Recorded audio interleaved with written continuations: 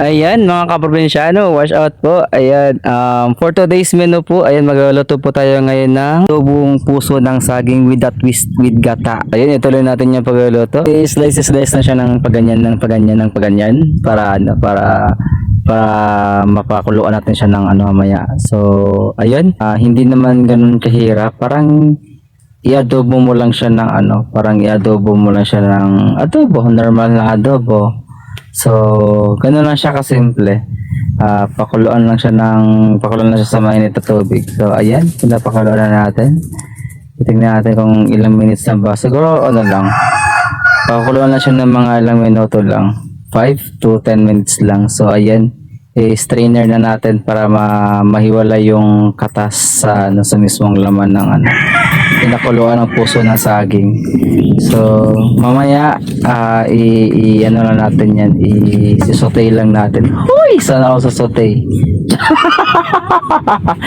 Tapos pala, ayan yung pinaka favorite ko.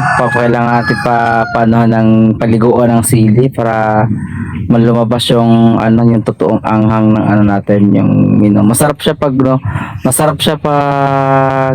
pag maanghang, sobrang anghang. Para siyang i-compare ko siya dun sa laing ng Bicol. So ayan siya sa dami ng sili, siling pang almoranas. So yun lang naman yung basic na recado natin for today's menu. Ayan, isote lang natin, pakawan na natin mantika, painitin natin yung mantika dyan sa kawali. So ang kawali pala hindi ko na hinugasan guys, kasi galing din naman dyan yung yung puso ng saging. Ayan, unahin natin isote lang natin yung bawang na naman nilagay ko, hindi ko na nilagay na sibuyas kasi normally ganyan na naman. Tapos sili. So naisip ko lang kasi siya, pag once na i-adobo, why not lagyan natin ng gata, di ba? Kasi di ba pag yung chicken naman, pag ina-adobo yung chicken, di ba, pwede siya lagyan ng gata. So why not gagawin natin sa mismong gulay. So since na vegetarian tayo ngayon for today's video, huy, sana all vegetarian.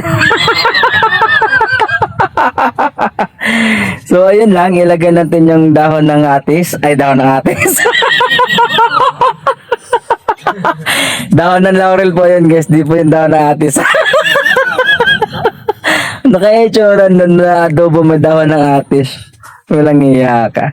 Tapos ayan, nilagyan na ng suka, laurel, and then pamintang buo. Ayun lang naman. Tapos ayan, pangalawang piga ng gata. So ayan, yun lang naman yan. Tapos natin siya, ipapatuyuin natin siya ng bahagya. Ayan, pag natuyo na, pwede natin nilagay yung unang pigang gata, tapos i-simmer na lang siya ng ilang minutes hanggang sa mawala yung yung katas ng gata niya, hanggang manuot yung lasa ng gata sa mismong puso ng saging.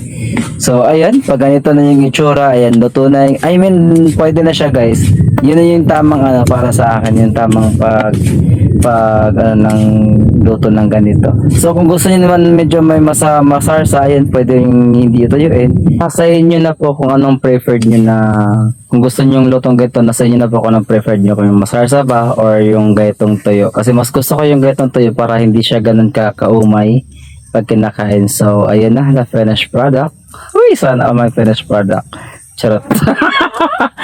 So ayun, namigay kami sa kapitbahay, tapos binigyan kami ng ayan, palitan kami ng tuyo. So everyone, let's taste test. So ayan, masarap naman siya. Sobrang creamy niya. Katulad talaga siya sa laing. Pag compare ko siya sa laing ng Bicol, maanghang siya na malasa yung gata. Sobrang linamnam niya. Tapos sa partner na pa siya ng tuyo. So ayan, sarap. My favorite, okra.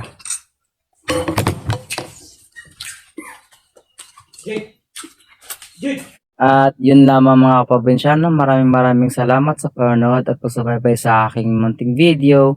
Salamat at ingat kayo palagi. Bye!